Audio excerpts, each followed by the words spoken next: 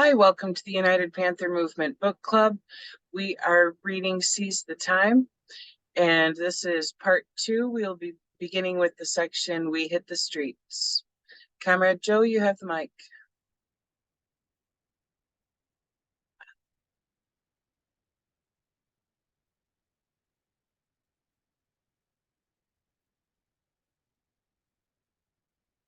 Comrade Joe? Oh, I guess it would help if I put to take it off mute, right? Okay, excuse me. So we hit the streets. A short while later, we had a meeting of the SSAC involving about 200 people who were very concerned about where the SSAC was going. The cultural naturalists had spread it around all over the campus that we were doing the council wrong. They accused us of stealing money from the treasury. In fact, money wasn't stolen. It was being used for bail and to secure lawyers for me and Huey. The cultural naturalists also accused us of accepting money from a white man.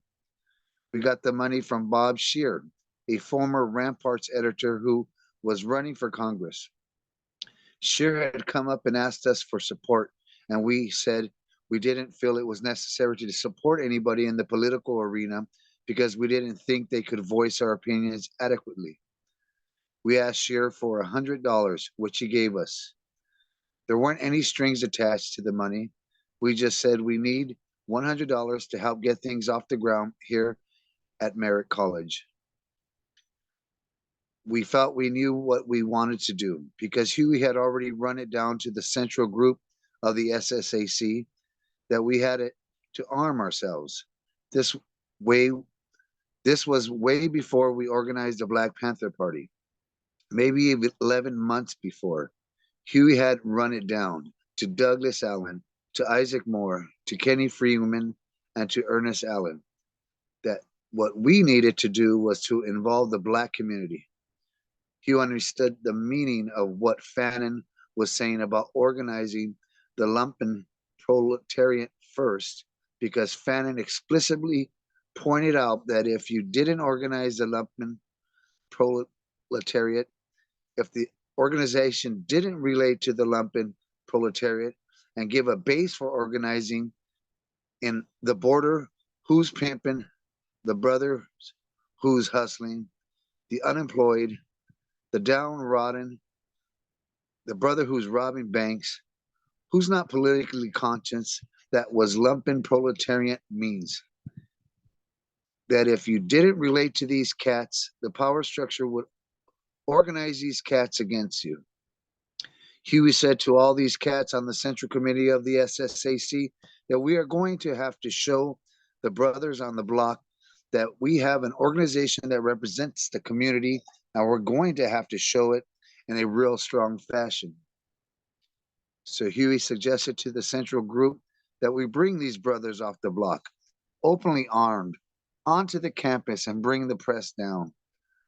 We could reach the community because the press would be hungry for it, and show them on Malcolm X's birthday, May 19th, that Malcolm X had advocated armed self-defense against the racist power structure, and show the racist white power structure that we intend to use the guns to defend our people.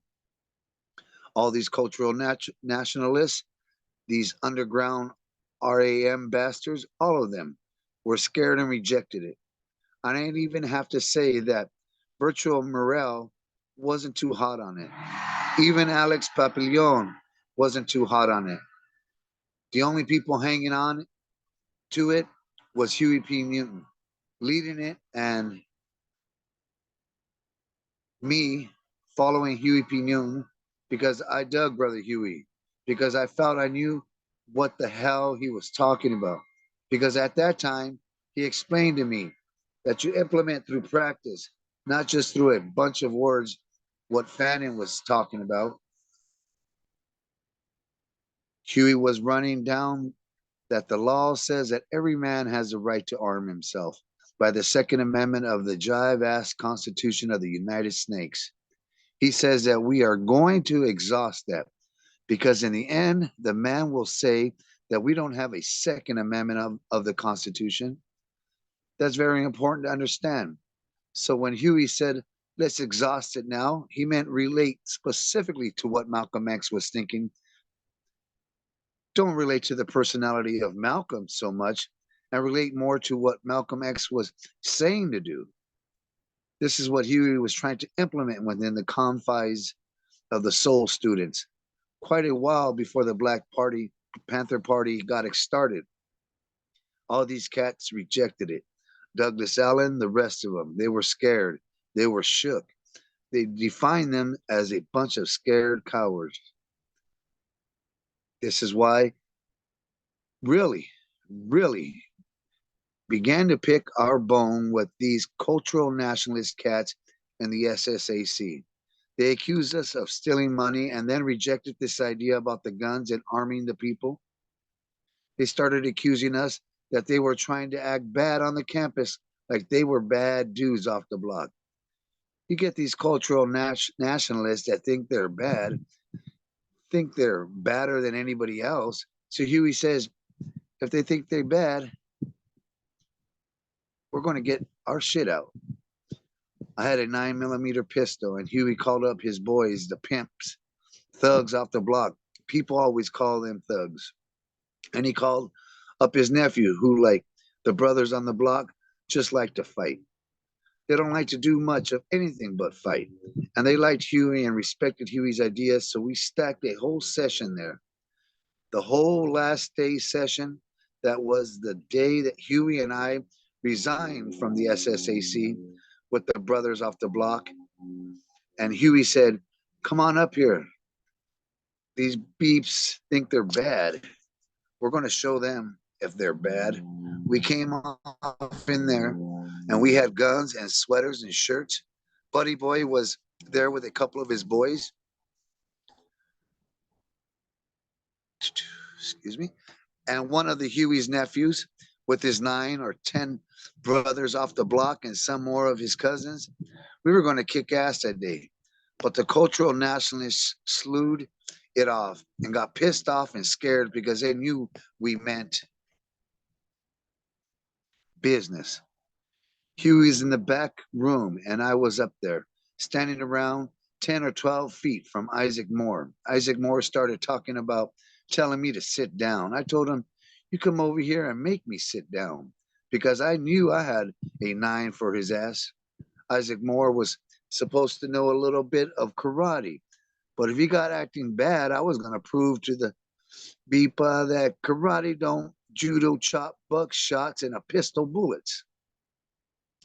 Huey was in the back room and he asked Kenny Freeman to come out of the corner. And Kenny Freeman backed his ass up and sat down and kept quiet, because you know Huey P. Newton was a motherfucker. He don't like anybody to fuck over his friends. Huey has a thing. He gives. He's true. He's fair.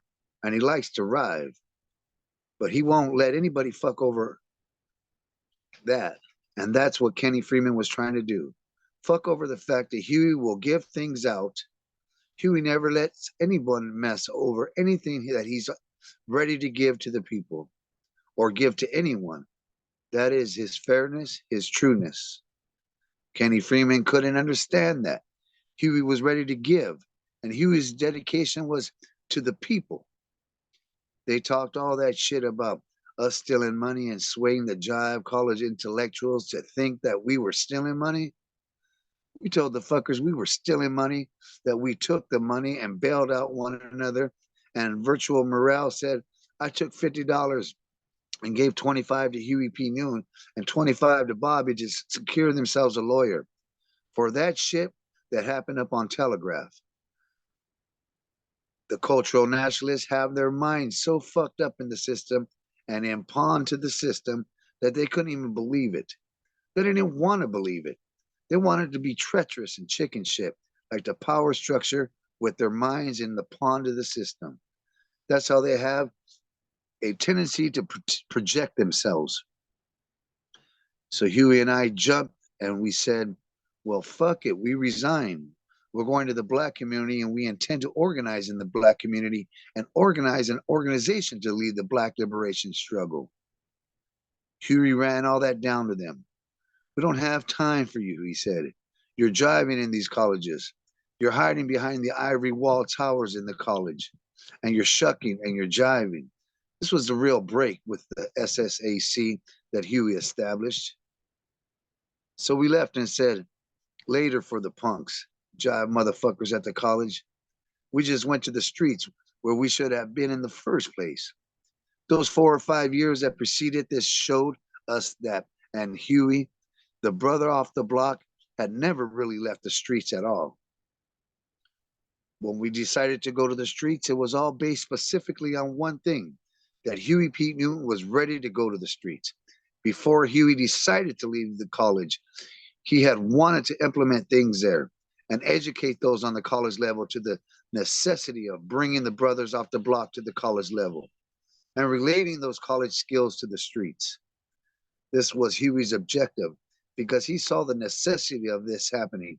But at the same time, Huey also realized that if the college boys didn't want to come on the streets, later for them.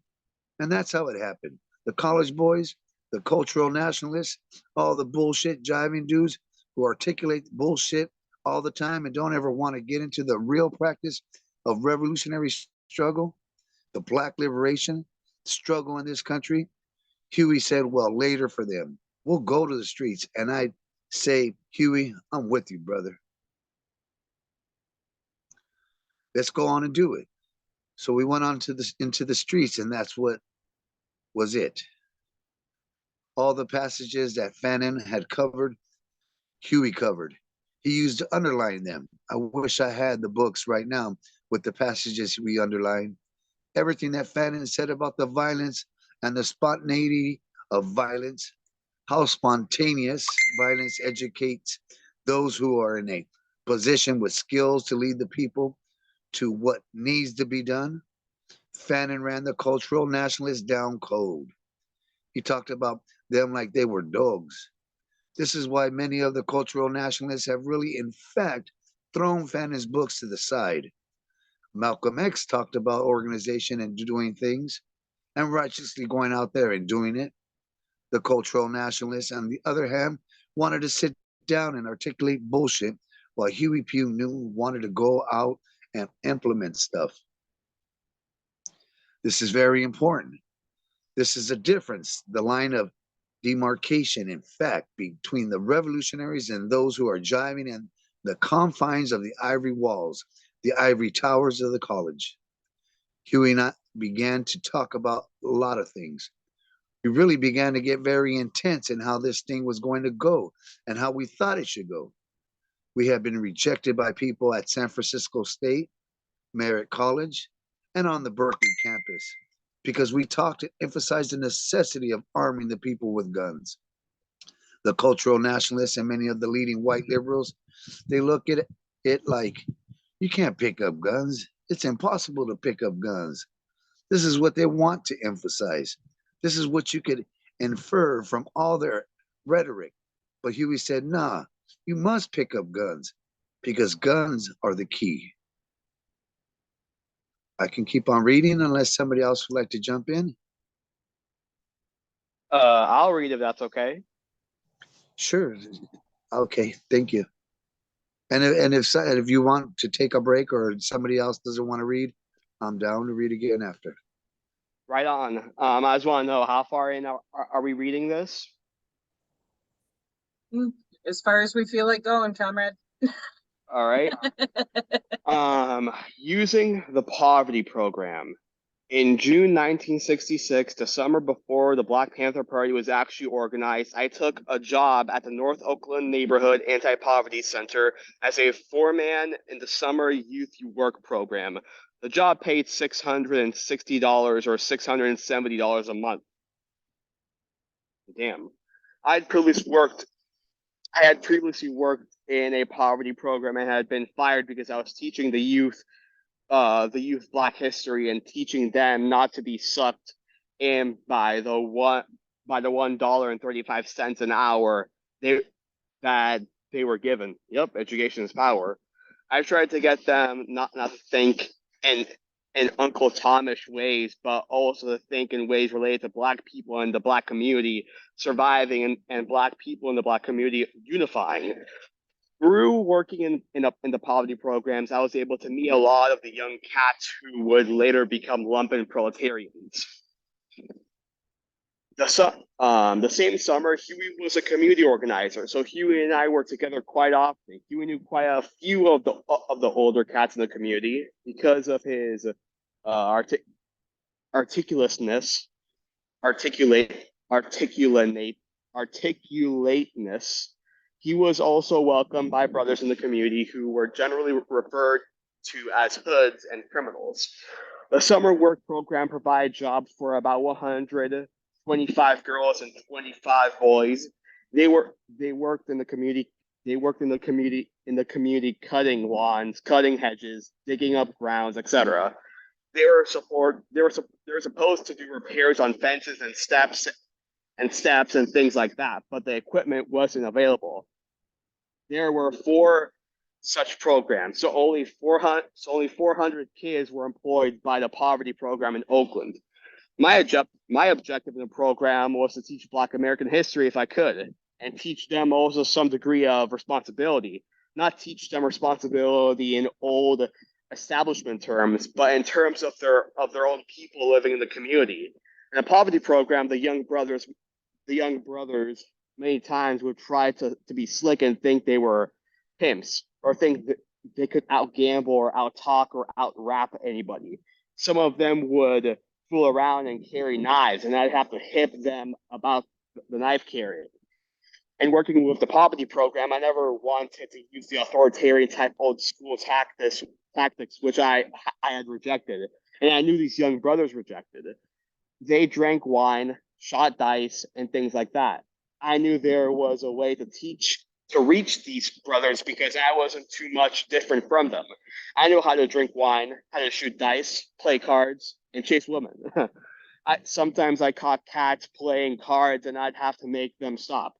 I'd say, "You cats can't play cards, man, because you've got a job to do," quote unquote.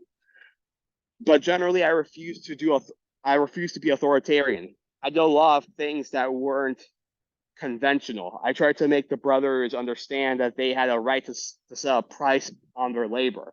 I knew that in the future, they probably would be workers, especially if we ever changed the system. If I had 10 cats on a job, I would say, quote, "All right, you've got 6 hours of work today. You get 1 hour for lunch. Now, if all you cats get together and do this job, you can do it in 4 hours. I know you can do it easily in 4 hours," unquote. Then I'd say, "I'll let you off the next 2 hours and I'll see to it that you still get your pay for the entire 6 hours," unquote, quote unquote. The administrators up there probably didn't know what I was doing, but I was trying to make the young cats respect their labor. At the same time, I was trying to make them respect responsibility and go ahead and do things right on. This is related to a lot this is related a lot to my past. When I was younger, about 13 or 14 years old, my mother would say, quote, "Make up the bed and clean the room," unquote. My brother and I would loll around for half an hour or 45 minutes trying to sneak outside and trying to get out of it. Also sorry if you guys hear wind. I'm outside currently. Then one day I figured it out and I said, quote, "Hell, we could have cleaned up the room in 10 or 15 minutes, made the bed up, and been gone," unquote. I was using this discovery I had made as a kid to show these brothers that with the labor they produce, if they really get on it and get down on it, they could really do the job. Every once in a while, I'd catch a lazy cat. When I'd catch one, I'd go to where he was working and go right to work, and we'd work real hard and really start getting things cleaned up. Instead of trying to dock the pay or fire the lazy cat, I'd get all the other brothers together, and by me working too, I'd try to show them. Then the rest of the brothers would be falling behind me, and they would ridicule the lazy cat. That right there, that's observation and participation right there. This was a means by which a lot of like this was this was this was a means by which a lot of the cats could begin to see that they could get things done. Mr. Allen, the director of the poverty program, came from the old school, very strict and very hard. He wanted to do right, but his ideas and his notions related to old conservative people. In essence, they say, quote, do what the system says to do and you'll be all right, unquote. But that isn't the truth at all. Sometimes Mr. Allen would find things out and he would dock a cat's pay. The young brothers really tried to be slick. They tried to run jive games and they don't realize that all the people aren't foolish. The very first day I got all the cats in the room and the first thing I did was run down a little black history to them. I kind of stimulated their interest a little and I recited, quote, Burn, Baby, Burn by Marvin Jackman. The poem was a catchy little thing, but a lot of cats were never able to explain the poem in terms of the political, social, and economic repression of black people. The poem's meaning is that the soul of a black man must bring up enough courage to rebel and resist. If they understand that poem, they would begin to have a revolutionary political ideology. They would see, as the Black Panther Party has, that spontaneous uprisings are not what's happening. Remember, there's cultural revolution. But as Fanon said, violence can be a strength and a weakness. The violence of the many riots that occurred before the Black Panther Party was conceived was a strength in producing an organization like the Panther Party, and also made other organizations more determined to seek a better, more revolutionary ideology to guide the people. They could see that so many people were getting killed just because they were without organization. Well, I I more or less explained that poem to the brothers and sisters. I recited a poem and they checked it out. Then I recited, Uncle Sammy called me fella Lucifer, quote unquote. This is by a cat named Ronald Stone back in New York. I recited these poems to the brothers in a very dramatic way. Then I explained to them that this is the reason the man has really got you down and you're making $1.35 an hour. Quote, all you cats who are from 16 or 21, unquote, I said, quote, he's paying you $1.35 an hour because he knows your soul. He knows that you have moved to resist the system. I'm trying to show you that you don't have to move to resist the system in that fashion anymore, quote unquote. They dug the poem. On Saturdays, there was an education thing for an hour or two, and then there was a baseball game. The young cats would get paid for coming to the 4-hour session on Saturdays. After the early morning education class, some of the cats wouldn't go play baseball. They'd sit down and start playing blackjack or some other card game. Bobby Hutton was one of those cats. Hey, Bobby Hutton. I first met little Bobby when a friend of his brought him around and asked me if I could get him a job. I said, quote, yeah, there's 3 or 4 more spots open down there. They ought to have enough money to give you a job, unquote. Bobby said he was 16 years old, but I knew he wasn't 16. I could tell by his face, but I said, I'll just say he's 16 and let him have his job because he needs a job, unquote. Right on. His partner had told him, quote, we've got a foreman that's something else, unquote. This is what I heard. And his partner said, I know he'll give you a job. He really digs all the brothers. One Saturday, nobody in that whole program wanted to play baseball. So I said, quote, well, you cats can't gamble without me.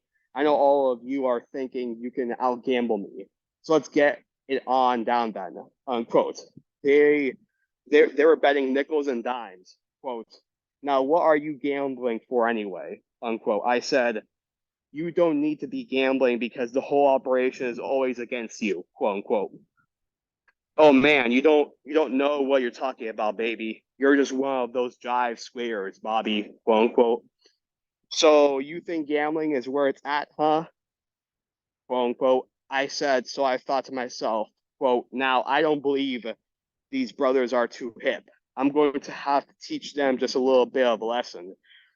They were playing blackjack, so I got in the game, a nickel and a dime, a nickel and a dime. Then I said, quote, let's raise the stakes. Let's raise the stakes, baby. I can't win no money, man. You cats are making big money, quote unquote. The cats were just sitting there, quote, a quarter, man, a quarter, unquote. I said, what kind of gamblers are you? You are all tight, chintzy, jive gamblers, quote unquote. So the cat who had the deal said, quote, bet a quarter if you want to be a quarter, unquote. I said, bet a half. He said, bet a half. I said, right on time. Sorry about that. I hit down and bet a half, and I lost about 15 halves. Finally, I got the deal. I had lost almost all of the $10 I had with me. So I said, quote, all right, who's gonna be against me with this piece of money, unquote. I had 75 cents on me. I said, quote, here's the 75 cents right here, unquote. One of the brothers say, I'll go, says, I'll go, unquote, quote unquote. I said, all right, let's deal one hand, quote unquote. Boom. We dealt one hand and I won it. I said, quote, who's gonna go with me against the $1.50 I got here? Unquote. Everyone's saying, this motherfucker. They were thinking that I had to lose. I could have lost, but I had a little piece of luck. I won and built the pile up to about $5. I said, quote, all right now, the sky is the limit. Anybody who can bet anything they want, quote unquote. A cat ran out of money. He said, quote, I want to play payday stakes, quote unquote. Payday stakes, I said, I'll I'll take anything. I'm taking all bets coming in this way right here. Coming around the board, baby. Can you hear me? Quote unquote.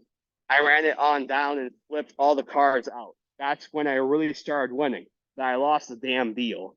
So I lost the deal in the game is spirit. So I lost the deal in the game is spirited with payday stakes. So I said the sky is the limit. One cat was going to be slick. What will you bet? He asked me. I'll bet $100. I said. The other cat said, right on time.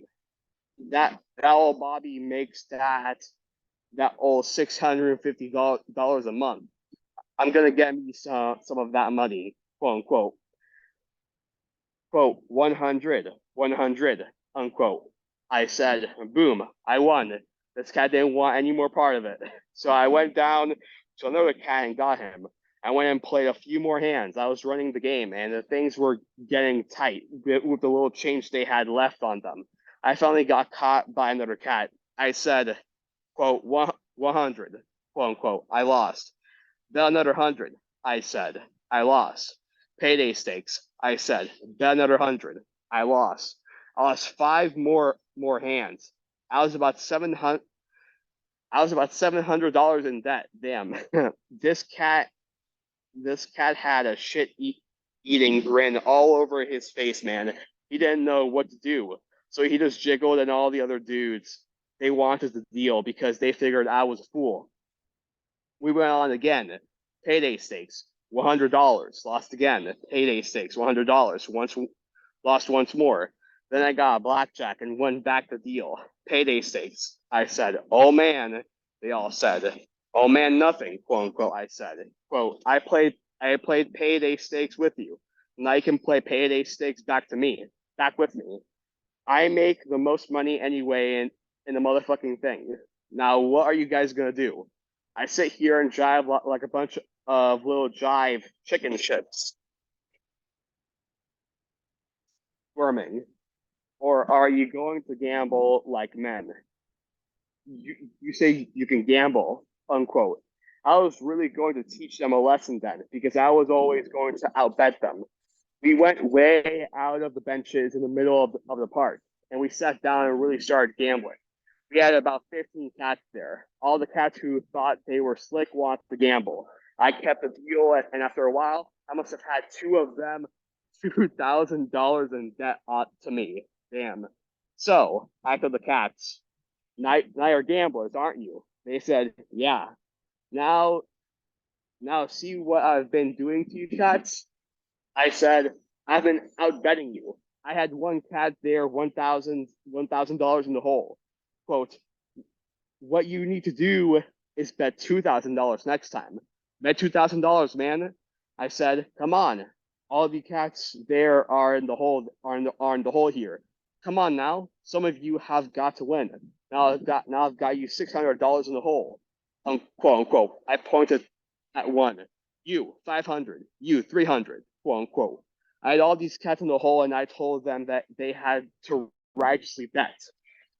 So the cats upped their bets, and I won every hand, man. I won every hand. They didn't want to play anymore. I said, quote, come on, man, what's the matter? Unquote. They got the jiving. Quote, I don't make as much money as you do. I can't pay that kind of money, quote unquote. You're going to pay me. I said, don't be jiving me. You're going to pay me because I got your checks. I'm the one who gives you your checks. You understand that? I'm the one who puts your hours on the books, quote unquote. I was serious with them too. I sounded very serious with them. Then I said, quote, all right. I might cut it down on some of you because I know you can't pay it. But you cats are going to pay me. You're going to pay me every bit of it. I don't want to have no shit out of none of you, unquote.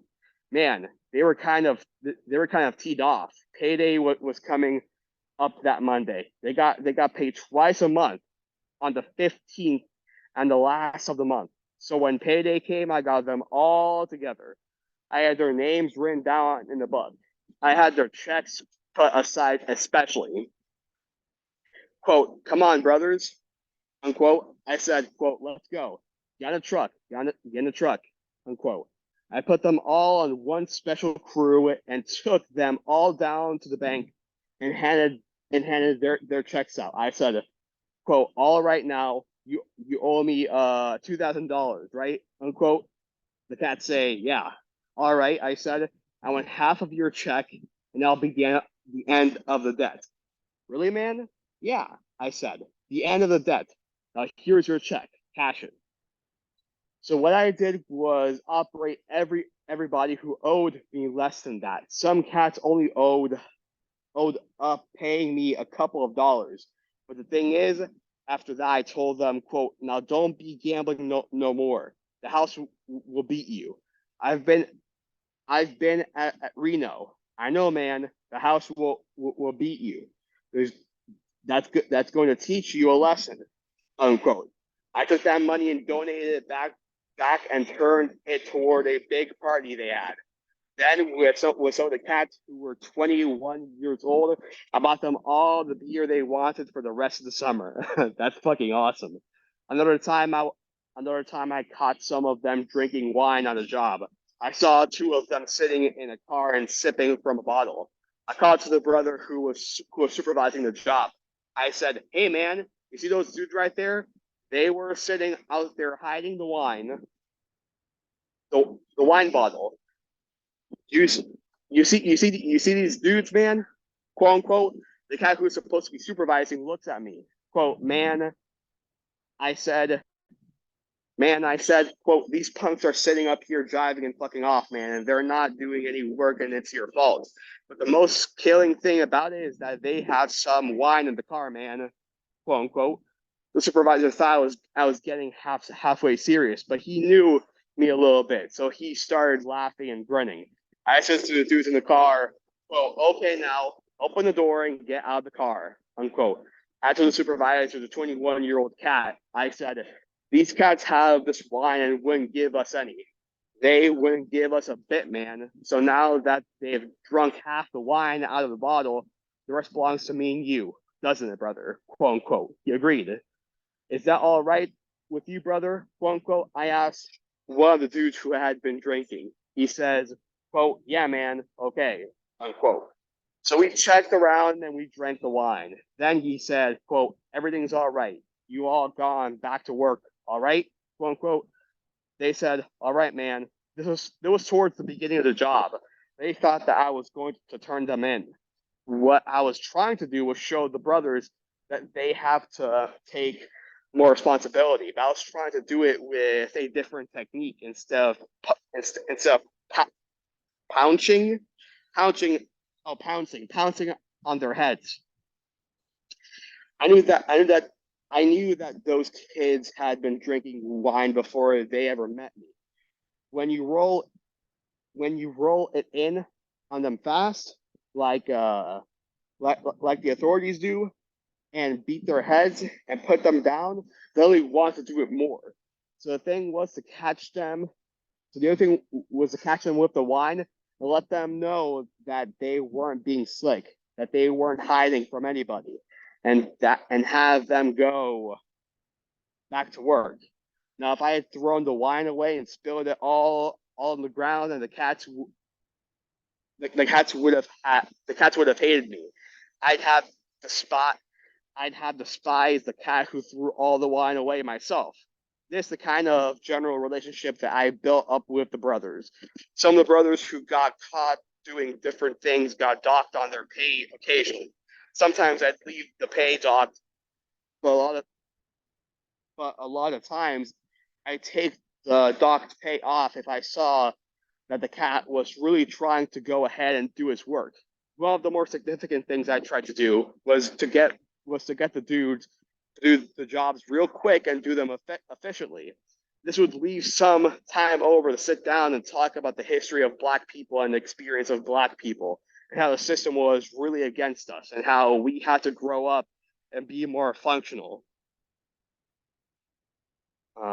Bobby Hutton originally said he didn't want to go back to school, but through the summer program, I talked him into going back. Of course, when he did go back to school, he got kicked out again. I was still working on another job down at the same poverty center, and he came up and told me. I talked him into going back a second time, but a week or two, or a week or so later, he got kicked out again. He asked me to get him a job in the poverty center, so I said, "quote Yeah, that would be better than running the streets, because that's what's gonna happen to you, man." Unquote. The pigs busted him one day, and he told that he was trying to get a job down at the corner, and the pigs dropped him off in front of the poverty office. I happened to be out there. I told them, "quote Yeah, I'm trying to get him a job." Unquote. I think they busted him with a beer can or something. So I got the head supervisor at the police to get him a job. Some of the other brothers in that program were among the initial members of the party, but Bobby Hutton was the very first member of the Black Panther Party. I unfortunately got to go back to my class, so Shanti could take a breathing. It was nice knowing y'all, and this book club was amazing. Have a wonderful day, y'all, and all power to the people. All power. All power, comrade. Yeah, Shanti, if you want to take a turn reading, go ahead. And if not, Comrade Joe is welcome too. I'll give it a few seconds. Going once, going twice. Or you're welcome to send a message anytime you are available to read if you're busy at the moment. But let me keep on going. What was significant to me about that summer program was that I had built up such a good relationship with the young brothers. One of the things that hurt that poverty center operation was that they were always trying to get the kids to do things by pulling their authoritarian stuff. They were citing that Marquis of Queensberry's rules and stuff like that. And half of those brothers couldn't even read. Some of them were already out of high school. Some of them were dropouts, and some of them had already graduated. The 18-year-olds and the 19-year-olds, but many of them couldn't even read. Trying to teach those cats was tough. Most of the sisters could read. The brothers could read words like this, that, din, done, days, though, etc. But their general reading level wasn't any higher than that. Excuse me. Excuse me, I've been working in a dusty environment today and everything's coming out. Most of the brothers were from the streets. They wanted to be slick. They wanted to be pimps. They were trying to get a piece from some of the sisters all the time. It was hard, but I was able to encourage them to go and sit in the writing and reading classes that went along with the program. The work crews had to come in for a certain number of hours. They'd go to class for an hour or two and go back out. I tried to give them some insight into the values of reading and the values of learning, along with Black history. I tried to help the cats understand that it was all related. Police community relations. Our best experience in dealing with the power structure in that program came from when somebody in the Department of Human Resources downtown set up a tour of police headquarters for our center. Mr. Allen, the head of the program, said, Mr. Seale, the young ladies and fellas on the whole crew here will be down to police headquarters tomorrow. That was Friday. I said, police headquarters? He said, yeah, they have a tour down there. And I want them to come down and tour the police station so they can understand the city's government better. And so the police department can establish better human relations with the community. Well, I said, okay, I'll see that in, and I'll see to it. And they all get down there tomorrow. I thought to myself, if those brothers and sisters get down there and get to talking with too many of those policemen, those cats are going to get themselves busted. I knew they were always in and out of jive, petty crimes, a lot of things. I put them on jobs somewhere in town, a crew of 10 or 12, and they might try to shoplift from a corner store or something like that. One time I had to go in and talk the man into not having them arrested because they had been there in there stealing the man's stuff when they had money in their pockets. I had to slow them down. I had to slow them.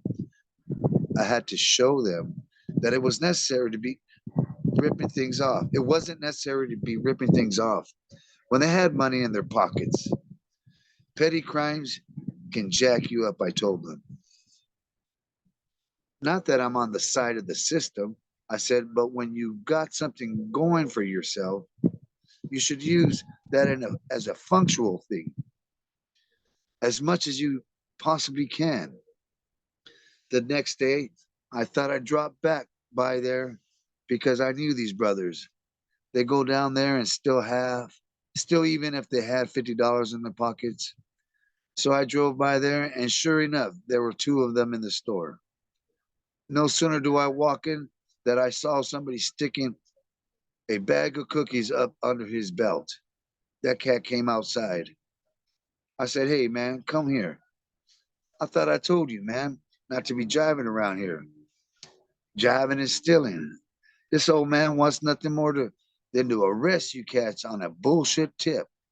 Then I asked him, now, how much money have you got on you? I'll buy you a beer. Tell me how much you got on you. Oh, man, what's wrong with you, man? You're out of your mind. No, I'm not out of my mind, man. You ain't got sense enough to see that this old stupid man here is going to get some cop. I pulled on his coat and took the cookies back to the man. Then I said to the cat, now come over here. Walk back here and apologize to the man. Man, you out of your mind. He turned around and walked out. I thought to myself, well, maybe I shouldn't have done that. So I went out there and said to him, look, man, maybe I was wrong in telling you to apologize. But what I'm trying to do is to keep the man from calling up. He's mad, man. He wants to call up and bust 9 or 10 of you cats who are working down here. I've got another job up the street from this place, I said. 9 or 10 more cats are going to be working in this general area. You all are going to come to this jive store, and the next thing I know, you're going to get busted on a bullshit tip because you don't have sense enough to see that you've got money in your pocket and cookies don't cost that much. Yeah, I guess you're right, Bobby. You're right, man. Shit, I'm a fool. I said, you sure are. And if you keep that up, brother, right? They said, and split. We had to go down to the police station on Friday, so I get everybody together. Thursday evening, I went around to all the jobs and picked up half the cats. Look, tomorrow you cats are going to down to the police station for a tour. I said, the cats say, police station. They said, that really turned offish. Yeah, man. I said, Bobby, what you doing, man? Man, it ain't me. I said, I don't want to go to no jive police station. Some of the sisters said, shoot, I don't want to be going way down there and see old fools. But one little girl said, I want to go down there. I want to see what it's like. Half of them wanted to go and half of them didn't. The half that did want to go wanted to go just out of curiosity. Well, we're going anyway, I said. This is one of the tours, and you cats have to go. So we'll go. But when you get down there, don't be talking to no policeman. They're going to try to ask you questions. I know the cops. They're going to try to ask you questions in some kind of way about yourselves, gangs, and people in the community so they can focus in on you cats. That's trying to use like Germany used on the little kids, I told them. Although it's not that heavily organized, but but I know them. Don't answer any questions, just observe things. There are whatever the tours is about. I don't know what it's about, but I'll be with you. All right, man. Right? I said, right. Okay, man. Beautiful. We bust down the police station. We bust down to the police station the next day. Excuse me, I'm trying to turn this little beeper thing off of my message tape. We went inside and they took us into a big room, a kind of police room. It had a lot of chairs in it. Some lieutenant who was the head of the juvenile division was sitting up in there, along with the chief of police. The lieutenant jumped up and said, well, it's good to have all of you here. Come down and see the police station. We've got a lot of things you're going to see today. You'll be able to go up to the crime museum and see the firing range and go around and see the communications operations here. His voice was real coppish like, and the communications section upstairs, and generally look over the police department because this is all related to establishing it wasn't in a human tone at all. And establishing community relations with the people in the communities and so that we can better get along in our society. Then this cop went right off into it. I know a heck of a lot of you guys out there are in gangs. Now, he sounded real thuggish like. He went on, and a lot of you are in different organizations and groups. And I want to ask a few of you some questions. I noticed the organization, excuse me, I noticed that the other 3 or 4 cops in the room, they've got pads out, sitting up there. They've got pads out. There was another one sitting over off to the side, and he had a notepad sitting on his lap. So I said to myself, these motherfuckers. And of a lot of rioting, and a lot of rioting. Things been going on, and some of you guys are good guys, and we've got some good news down there for you guys this summer. And if you know any guys who've been running around here looting and things like that, we want you to give us their names and the names of the different organizations and groups out there, and let us know where they're staying at. I jumped up and I said, hold it, hold it, hold it right here. I said, not one more word. Do you brothers say a word? Don't you brothers say a word? Don't anybody say nothing. This cop looked at me and I looked at him and I said, no, sirree. Well, he said, this is just part of our tour. No, you ain't gonna come jack these cats up like that. I said, you got them informing on the people in the community, and half of the cats are getting shot and brutalized when you cops go pick them up. No, siree, I said. You're not going to turn us into no operation where the police department makes us inform on ourselves. You're talking about community relations. This ain't no community relation operation. This is a job criminal investigation. And you're not going to use them to do that.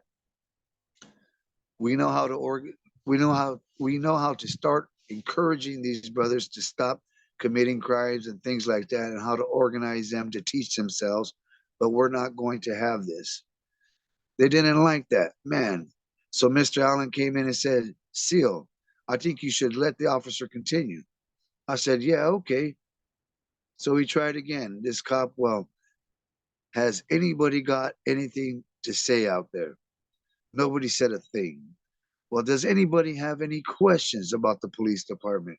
Silence. Does anybody have any questions? Nobody said nothing. If anybody's got any questions about the police department, just raise your hand. Just raise your hand and we can talk and have some general discussion here. Nobody would piss a drop. The brothers and I and the sisters, we all had that together. They were saying a thing. Then the police walked out, and the chief of police walked over and talked to Mr. Allen. They walked outside. As I walked down the aisle, I spotted a brother over to my left. This cat had a big, big, old, long switchblade. He had a blade down on his lap, but he was cleaning his fingernails with it, with this big, long switchblade, and about 4.5 inches long. God damn, I said to myself, sitting right up here in the middle of the police station. I walked over and I bent down and whispered to him, brother. Yeah, Baba. He said, what is that, man? Don't raise your hands up. Keep them down. I said, and close that knife and put it in your pocket, man. Do you realize you're sitting right in the police station and you got an illegal knife on you? And when you get home, man, I said, leave that thing in your house. What's wrong with you? Yeah, man. Okay, I'm sorry. You're right, man. You're right. He got kind of shaky there. He realized that he could get busted on a bullshit tip. Some of the other brothers next to him here heard us talking and they started giggling. Ah, he. Yeah, damn fool. They ridiculed each other a lot. So I said, you ain't got no business calling him no fool because you have probably done the same thing. Why do you cats stop laugh? Why don't you cats stop laughing at each other? Then they called me outside and the lieutenant said, well, Bobby, it seems like you've got things under control here. Don't you want to ask us any questions? Mr. Allen said, Bobby, you have to let them ask questions. You have to tell those kids out there. I know they like you and everything, Bob, but you have to at least let them ask questions and let these officers here see if they have anything to investigate. Well, I'm not going for the investigation, Mr. Allen, I said, because the way police departments work, half of the stuff that they get is trumped up. They're trumped up because one kid will say, Joe might have done this, Jim might have done that. Most kids don't know what they're saying, and they don't even know anything about the law. The police tried to say, well, we're trying to teach them about the law. No, you're not teaching them about the law. I said, we got into a little argument, right? There. You're not teaching nothing but about the law. Now, one of them probably has ever opened a penal book code book. They don't generally know what a law is or what law is being broken. Some of them are wrong. Some of them do illegal things, maybe, but I don't see any reason for you railroading them.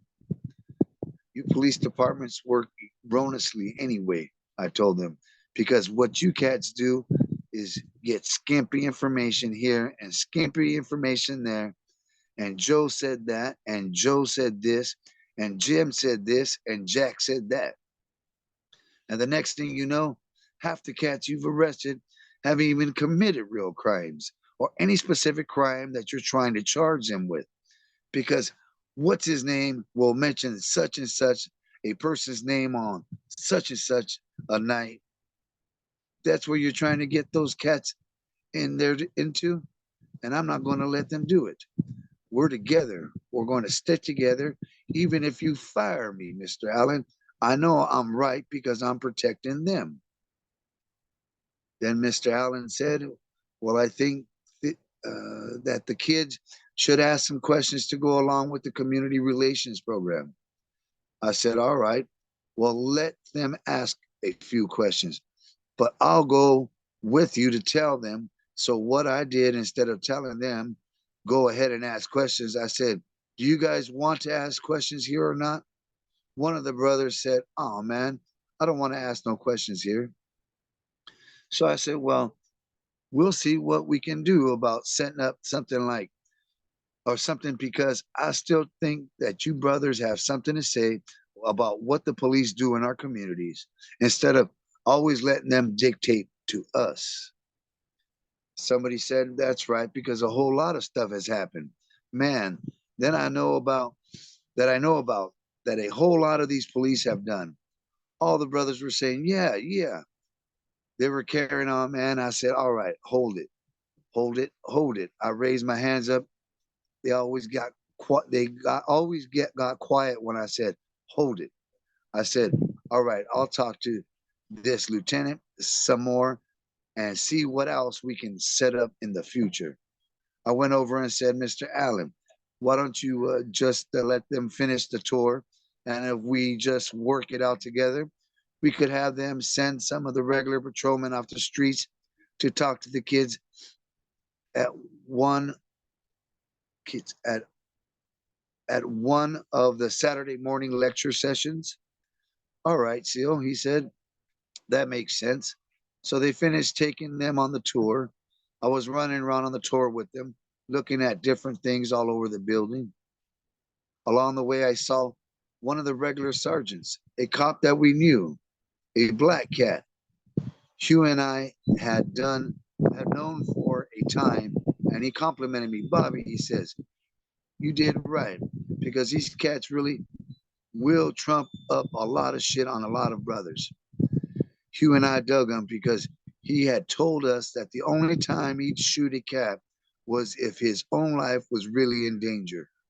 If he saw somebody else's life in danger or where the cat was actually committing a criminal act. But like in riots and stuff like that, he told us, cats breaking windows, I'm not trying to shoot nobody over nobody's property, but I will arrest them. He and Huey had definitely rejected that fact about him. The fact that he said if he was ordered out on a riot, he'd quit his job before he'd go out there and shooting and killing. This particular cop always felt that he could do a lot from the inside, but he was so isolated. My voice is getting a little raspy. Would you like to take over, Comrade? Yeah, I can do that. Oh, okay. I've had a raspy voice for a couple of days, but I hear it getting crazier. Okay, thank you. Yeah, probably didn't help the dusty environment you were working in today either. Oh yeah, that's exactly what it is. It's the dust and the mold from remodeling old bathrooms in an old house. So not but anyway, I shouldn't be talking about that while we're recording. Anyway, thank you for taking over. I appreciate you, reading so much today. That was dope of you. Thank you. Thank you. This particular cop always felt that he could do a lot from the inside, but he was isolated from that whole department. He gave us a lot of statistics and a lot of information about the entire Oakland Police Department and how 75 to 85% of them were racist. This black cop came up to me during the tour and told me that they wanted to talk to me upstairs. I said, okay, I can talk to them. So I went upstairs and Mr. Allen was up there, the woman foreman was up there, and another member of the Department of Human Resources was up there. They didn't like me because I had stopped it. The police chief and assistant chief Gain, he's the chief now, were sitting there, and they'd filled up their heads with certain attitudes they were trying to get off. Well, Bob, I think that was not a good thing, that the officers weren't able to talk to the kids. Well, I think that the officers should come to the community. Come down to the park where we meet on Saturdays. If you want to establish some community relations, come down and listen to the kids. They've got grievances too. They want to ask the police some questions instead of the police bringing us here and asking us questions. They're always trying to ask us questions, I said. Now we want the community and the youth to ask them questions. That's a better way to establish relations. Both of them can ask each other questions, but we want to stand on our own ground. So you send 4 or 5 regular officers off the beat, young ones and old ones, and we'll go from there. I'm pretty sure they'll go for that. The Saturday lecture class right before the baseball game. They came down the next day. The next morning they were there, man. That same lieutenant came. They had some pamphlets stacked up with 3 policemen standing at attention in a very dramatic photo. They took the picture from a ground angle with the modern police headquarters building and the American flag in the background. And these policemen in the pictures were smiling. And on top in big letters, they put police community relations. Then you flip the book over and you see all nicey things. You see pictures of a policeman helping a little white girl across the street. She's nice and neat and clean. There were no black people in the whole motherfucking pamphlet. I was checking that out, man. Oh, goddamn, I said to myself, isn't this a front and phony situation? The police chief is saying all kinds of nice things, and he doesn't say a word about the police brutality going on in the communities. And he doesn't say a word about racists and bigots. They had pamphlets and passed them all out. Then the lieutenant said, well, Bob, do you want to set the tone here? He was trying to be friends with me in front of the kids. Yeah, I'll set the tone, I said. Hey, you cats, all the questions we talked about yesterday after we left the police department. I just want the true facts, things that you remember or that you heard people talk about that sound pretty true to you, not exaggerated things. You can ask these policemen about those cases of police brutality and injustice that some of you have witnessed. You can go ahead and ask them about that. They say they want to start this community relations program, and I know you can document a heck of a lot. I hate the day that I didn't tape that session. I hate the day. Man, those kids tore into the cops. They just tore into them. They talked about cops. They really talked about the police brutality that half of them had actually witnessed. Then they talked about stories they'd heard. I always made a point of asking, is this something you witnessed or is this something you just heard? Now be honest and say if you saw it or just heard about it.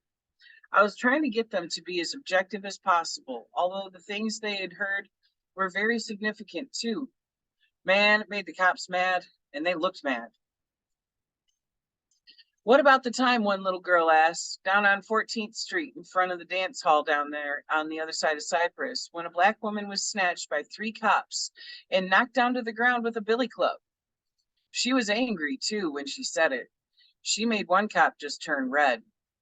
Now, do you think it's right for a big 6-foot cop to throw a 5-foot woman down to the ground and hit her on the head with a billy club?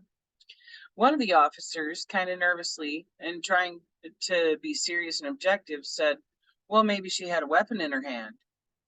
Yeah, she had a weapon and they took it away from her. But after they took the weapon away from her, that's when they beat on her, and that ain't right. I don't think no cop got no right to be beating on no woman. This sister was mad, and she put that over with every piece of emotion she had, and she sat down, man. Oh, that tore these cops up. Some of the guys were articulate, and some were very serious about what they had to say. Some were mad, and some weren't. Some just presented cases they'd heard and argued their case as to what was right and what was wrong. There was a few points of law that the policemen were citing wrong. One cop actually stood up and said, no, you don't have a right to defend yourself. I said, wait a minute. Are you telling me? Are you telling us? Are you telling all these young people here that if a policeman unjustly, criminally attacks and brutalizes them, they don't have a right to defend themselves? No, you don't have a right to defend yourself, the officer said. What you should do is take it and come down and file a complaint. Well, what about some of the ones who are dead? I asked him. Man, that upset the whole place. They can't come down and put in a complaint, I said. Well, those cases are exaggerated. Exaggerated my ass, I said. 50% of them. 50% of them, man, are outright cases of police brutality and police murder. Maybe the other 50% of them are related to some kind of criminal activity, because we know that the brothers do commit crimes. We're not trying to hide that fact. But 50% of those cases are outright police brutality.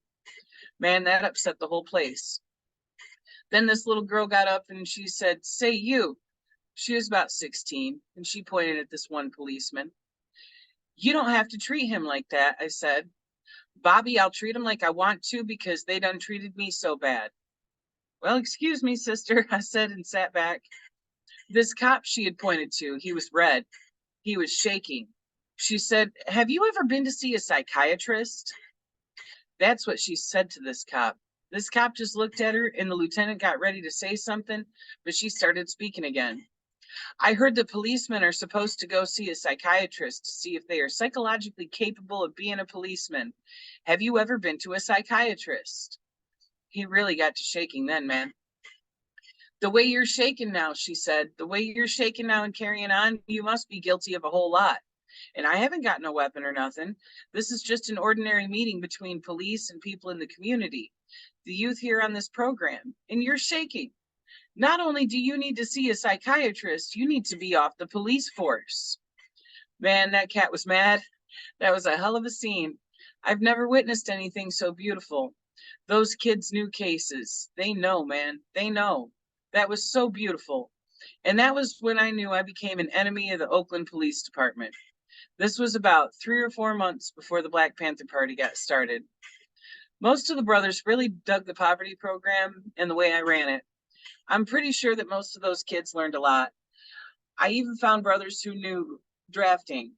Since I dug drafting myself, I began to advocate to the advisory committee that brothers should learn more of these skills in these programs, and that we should set up more programs in the community so brothers who wish they had the skills like Brother Huey P. Newton could learn them. They ought to be taught, or they should be taught by people who are really concerned with the brothers and not by these old-time white racists who are trying to control them and misguide them away from unifying Black people and serving Black people. That was the scene, and it was something else, man. All right, that's the end of that section. And given that we are trying to, be prompt with our time here, I'll go ahead and stop the screen share there, and we can dive into the discussion on this. Because holy shit. Oh, that was nice. That's Right. I was thinking all along, fuck the police. You know what I mean? Right? But how For real. Bobby handled it, like you're not gonna come over here asking us questions. You want to make a relationship, like it's gonna be mutual here. We're gonna be asking questions too. You know what I mean? Right. Holding them motherfuckers accountable. She got him red and shaking and shit. That Right. was cool. And dude, that shit the cops said about no, you don't have the right to defend yourself. Fuck all of that. Fuck that. Oh yeah, It don't matter if you're hiding behind a fucking badge or not. You fucking assault somebody. You are not within your rights. You do not get to just stand there and be like, oh no, I get to beat the shit out of you to oblivion and possibly kill you, and you can't do fuck all about it. right. Like, that's part of the problem with their attitude of actually thinking that they're an authority and forgetting that they're supposed to be an employee of the public. It's like, you're not a fucking authority. You're not a fucking authority at all. And you don't have the right to go around assaulting people in the community and not get fucking hit back. Like, Exactly. Well, comrades, I have to go to I got 1 minute. Well, I gotta go to my other study group. that's all But good. I was glad we were able to get in the reading and I was able to spend that time with y'all. Same. It looks like everybody else had to dip out too. So I guess we can just wrap it up here, you know, 'cause it's just the two of us Oh, left now. oh yeah, we could probably talk about it later, but whatchamacallit, let me go on this meeting. It only lasts an hour. I'll send you a message after, comrade. If you're Sounds available and if you're sleepy or just chilling, you can just say that in the message back. okay. All right. Okay, We'll have fun over there. okay, I'll power.